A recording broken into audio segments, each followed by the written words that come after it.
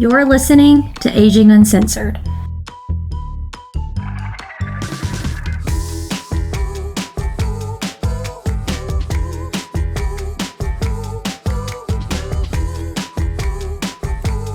Welcome to Aging Uncensored, the podcast where we fearlessly navigate the highs and lows of aging, caring for older adults, and ourselves. I'm your host, Christy Baines, with my co-host, Nicole Crawford.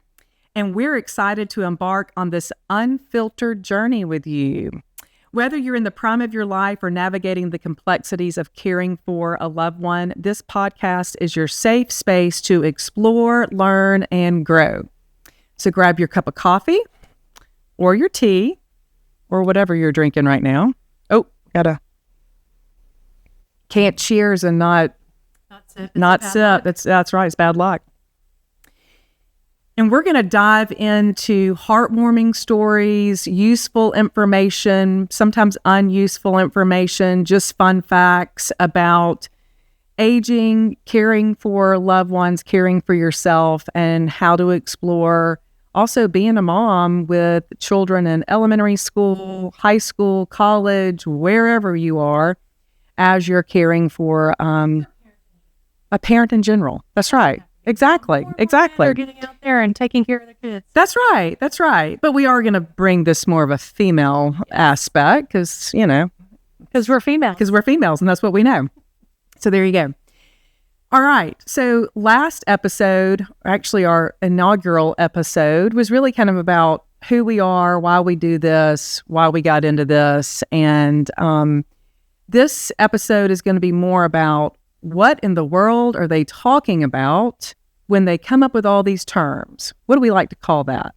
Acronyms? Yeah, or alphabet soup. Oh, alphabet soup. Yes. Yeah, I think the name of the podcast, the title of this one is Alphabet Soup. So there you go. There you go. But acronyms,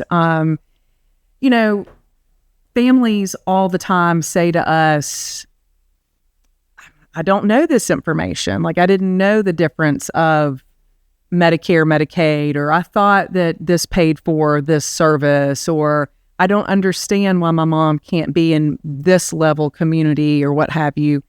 And our response is always, well, you're not supposed to know. You don't work in the field. But even those of us working in the field, it's taken us a long time to kind of unravel all of the different words, definitions, explanations, and not to even mention that, so we're in the state of Alabama, and we have 2 levels of licensure for assisted living.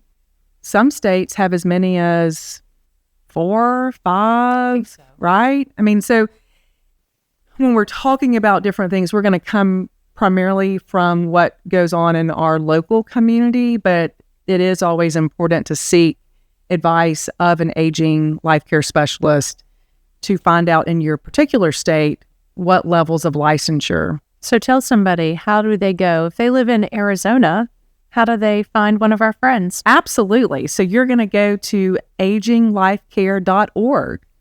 And on the main webpage of aginglifecare.org, which is the National Association of what we do as geriatric care managers or aging life care specialists, and in the right-hand corner of aginglifecare.org, there is a button, I believe it's an orange button, and it says, Find an Aging Life Care Expert. Or it says Find a Professional now. I think they've updated their website. Oh, even better. That's shorter. Find a Professional.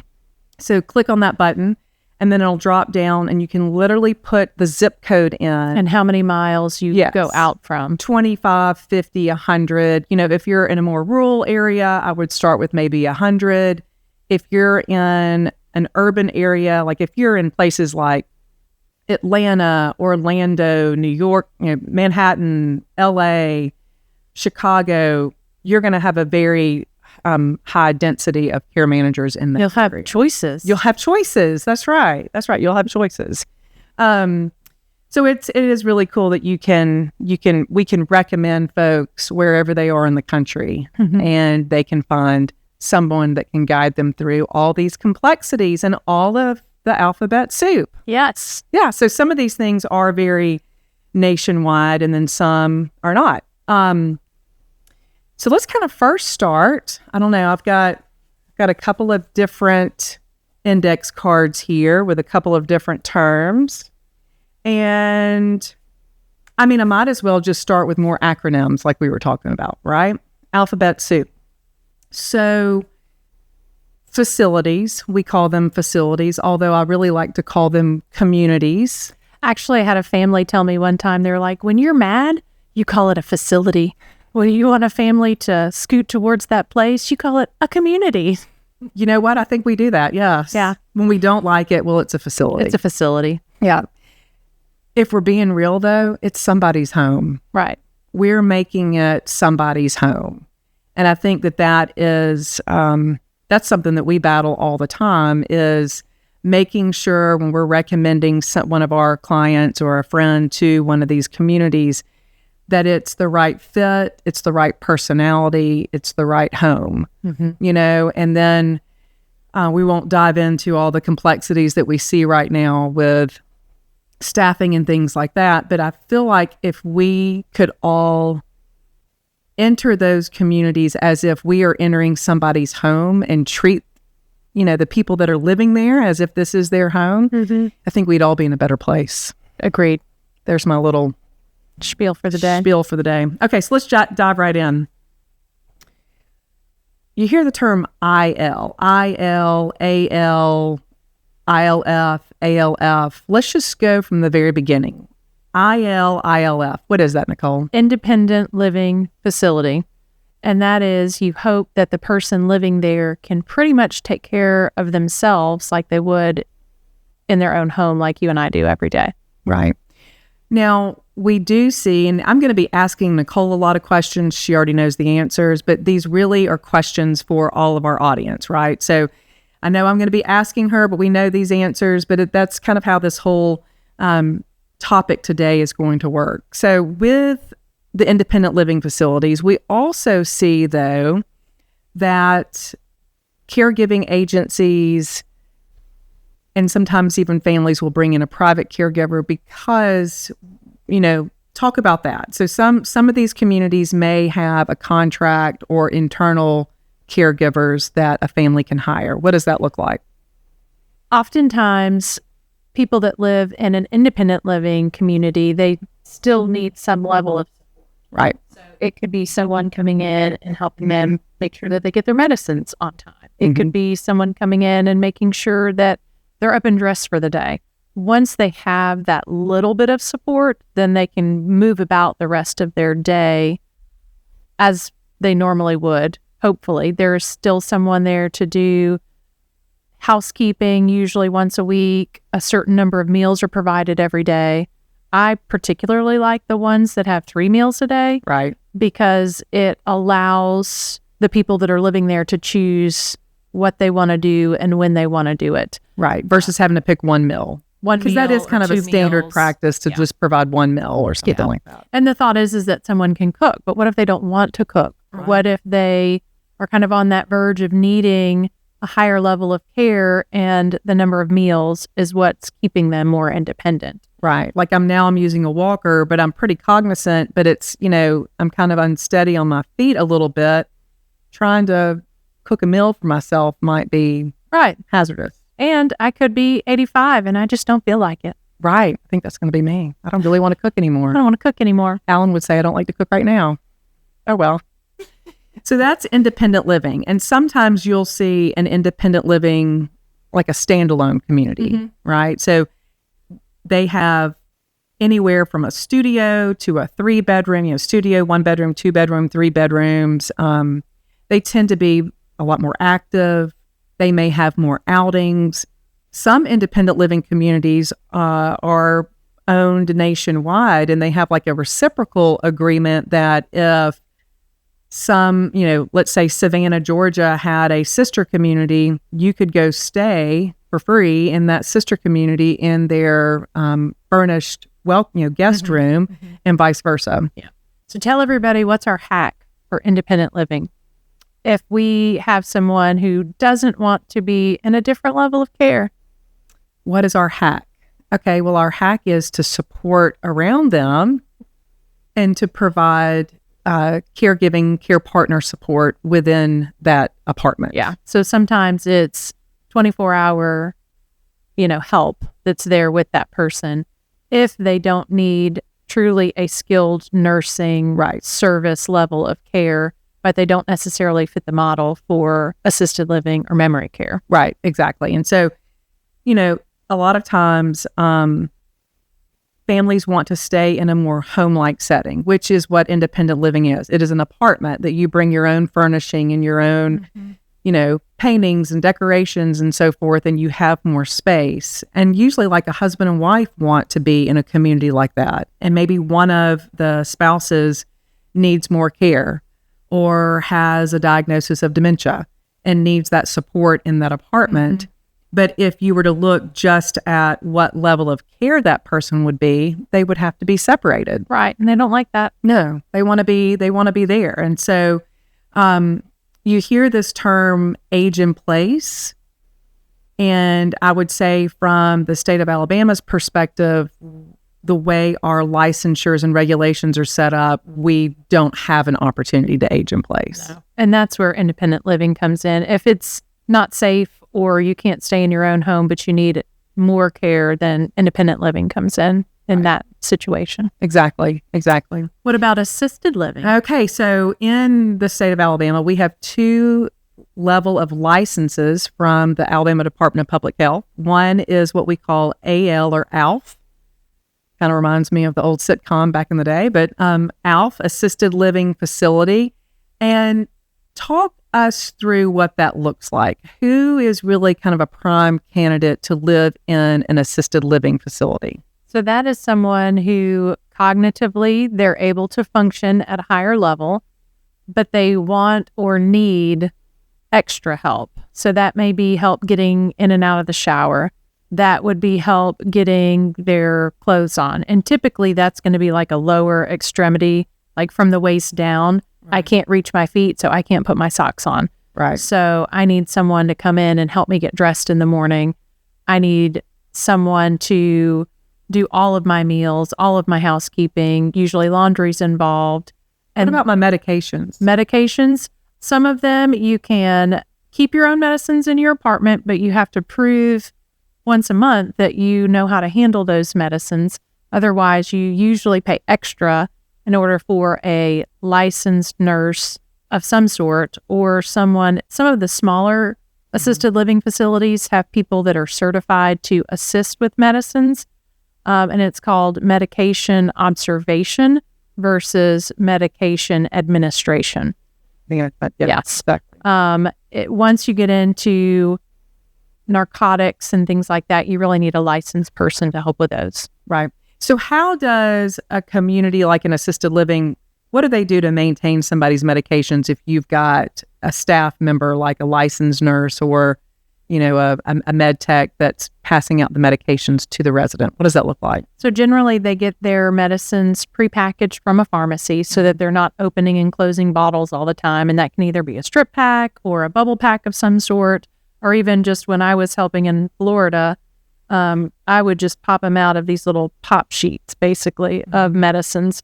They're supposed to not have them ready already by the time they get to the room. As a resident, you're supposed to identify whether or not that's your medicine or Sally's medicines. If you have low vision, then they have different ways, like little bubble cards or things like that, so that you can identify yours. And you're generally supposed to know whether or not you've had your medicines that day. So going up to the nurse and saying, "Hey, hon, have I had my medicines yet?" Mm-hmm. Doesn't fly in assisted living. You're supposed to know so that if, say, an agency nurse comes in or you have someone that's not as trained, then they're not going to give you someone else's medicines. Right. Now, I'm kind of going off a little tangent here. The prepackaged meds. So we've seen these for years in communities. We really like to recommend these in the home for folks. I love them. Yeah. And so like locally we have, it's really only the local pharmacies, local family-owned pharmacies that are able to offer those services. And maybe some of the regional senior RXs. But your big box shops aren't CVS, going, Walgreens, Publix, Walmart. They're going to put them in a bottle. Right. What is the advantage of having that for somebody in the home? I love it for traveling. Yeah. I love it for actually knowing if you've taken your medicine that day or not. I love it for you're not opening multiple bottles because that's easy to miss. If my particular favorite is the strip pack, so you can pull out a pack. It'll tell you your name, the date, what time of the day, and what medicines are inside the package. So it'll be like morning with the sunshine, and here are your 4 medicines and what those 4 medicines are. Yes. And then if you take one at noon, it'll say 12 p.m. or noon, and it'll have like 1 medicine. So if you're going to Atlanta for the weekend, you can pull out your strip pack and each day is ready to go. I like that. I like the strip pack as well because you can alter it. So you go to your doctor on a Friday and you are close to the end of your strip pack and they've changed one of your medicines. You can easily cut it on the back, pull out that medicine and tape it back so that you're not having to take it back to the pharmacy and prepackage or think about, which one is it? Oh, it's the blue oblong pill that I don't take right now. So it gives you some flexibility. I've added medicines to strip packs before. Can we talk about our local pharmacies? Sure, absolutely. All right. So anybody who knows me knows that I love Homewood Pharmacy. So I can take a prescription, or if it's been called in, I can go and call or text one of the pharmacists and say, hey, we've had a change in medicines. We just got the strip pack. You fix it. And so they will repackage the medicines for me and deliver for free. And then I'll give another little plug. So Linda Bottoms, that's on our team, she'll be on the podcast at some point. She and I have a strong relationship with Rich's Pharmacy. And we can call those pharmacists just like you do at Homewood and contact them and say, here are the complexity of medications for this person. Similar thing. If there's changes, they help us with those things. So there is really a true service of building a relationship with a local pharmacy and a local pharmacist. Because they know you, they can make changes, they can do things that the big box shops aren't allowed to do. Right. And you can get to know those pharmacists and the techs that work there, but they're held back by their policies. Right. The big box ones. Yes. Yeah. And so getting in with a local pharmacy, those pharmacists and those techs, they can observe changes in people and make recommendations. And actually Homewood, I had a client that moved across to California and got a call one day and they were like, hey, we were calling Miss So-and-so about her insurance card. And she told us that her dishwasher was leaking into the floor. So we know that she doesn't live anywhere around you, but we know that you know her. So go fix it. So they cared enough to know her as an individual to fix something that they weren't capable of fixing from across the country. So I was able to call her son and get him on it. And he called the community that she lived in. And so it just, I don't know. It's personal service. Yes, it is personal service. Absolutely. Well, I'm glad we touched on pharmacy while you were talking about it, because I do think it's interesting. I mean, it's good for people to understand what that looks like, and it's extremely helpful for anybody. So we went from an assisted living, and let me ask you one last question on assisted living. My mom, and she doesn't, but, let's say mom has mild cognitive impairment, which is one of our acronyms, MCI. If she has mild cognitive impairment, can she live in an assisted living? She can. Okay, so talk to me about that again. If someone is not at risk for wandering away, if someone is not refusing care, if someone can remember that they've had their medicines, and that can be writing it down on a calendar, it could be another system that person has, as long as they know that they've had their medicines, they're not refusing care, and they're safe in that environment, then they can stay in assisted living for a long time. Great. So then, at what point do you see residents needing to transition from regular assisted living to what we have licensed in the state of Alabama as specialty care assisted living? So we actually call it a SCALF, specialty care assisted living facility. That's what we call it in the industry. Most people look at it as memory care, right? So tell me what that looks like. What's the transition? So those are people that need more interaction. They need a care partner to cue them throughout the day and say, hey, Mr. Jones, it's time for breakfast. hi, Mr. Jones, now that we've had breakfast, let's go to the bathroom. Mr. Jones, let's go see the nurse. They have something for you. So it really is specialty care where each person has a more developed care plan that's done by an RN. And in that care plan, it tells step by step throughout their day what the care partners need to be doing for that person. So it could be something as simple as queuing and saying, it's Thursday before bed, we're going to get a shower today, versus, just me being able to go and do that myself. And it could be even within that care plan of someone coming in and saying, hey, it's time for a shower, and they've got it all set up and I'm going to do it myself, versus they will stair step through, needs help with washing face, needs help with washing back, needs help with, so it can really be tailored to what that person can and cannot do. And you talked about it from a safety standpoint from an assisted living. So if somebody in assisted living is at risk for walking out the door and getting lost, specialty care assisted living is appropriate because they have a secured unit. Right. And a lot of times family members have a hard time saying, oh, I can't put daddy behind the locked door. Yeah. It's really, I like to tell people that are moving in, this is to keep the bad people out. Yeah, exactly. That's right. It's more secure that way. And depending on what state you live in Alabama, you can sit there and hold the door and nothing's ever going to happen unless you have a card or a code or some way to get in and out. In a place like Florida, they have different safety precautions for fire. Mm-hmm. And if you push on the door for 30 seconds or longer, the door will automatically open. So there's more of an alarm going off if someone's pressing on the door. Gotcha. Mm-hmm. And then, so you mentioned the RN. You also have to have a medical director for specialty care assisted living, right? And Yes. then there's actually specific staffing ratios that they have to maintain. Mm-hmm.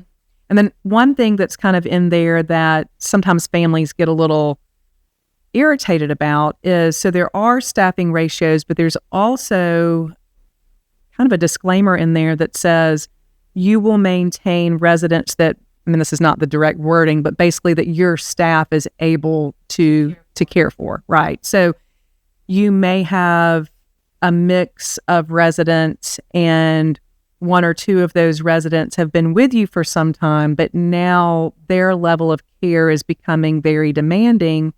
And maybe you didn't have as many staff members in the past. I mean, you didn't have as many residents in the past and you could, safely care for them. But now kind of talk through what that looks like when it just, although in another community, this person might be okay, in this particular community, it's not safe for them to maintain this person within that level. Yeah. So a lot of times that is either a physical need. Mm-hmm. If someone, can't transfer, and in the state of Alabama, any kind of assisted living or memory care, they can't use gate belts, they can't use mechanical lifts. Those are all considered to be a higher level of care. Mm-hmm. You don't have to have a CNA, which is a certified nursing assistant. Another acronym. Yes, exactly. You don't have to have a CNA. You can hire just somebody with a good heart that wants to be around older adults and help them, move about their day. So that is one of the things. It could also be if someone has certain behaviors that don't fit well within the community. If you have a quieter community and you have someone who yells all the time. I have actually witnessed a lady yelling, help Francis, help Francis, help Francis, until someone came by that lived in that community and smacked her across the face and said, Francis, go help yourself. It's things like that where if you have a quieter community, someone can't really be loud all the time. If you have someone who's exit seeking all the time and the majority of your staff is somewhere else with all of the residents, it's going to be harder for them to keep an eye. You can't do one-on-one level of care. And we have to help family members with their expectations of that all the time. They often think that, oh, now I've got mom in this scalp, it's their problem now. They should be able to deal with it. They're the professionals.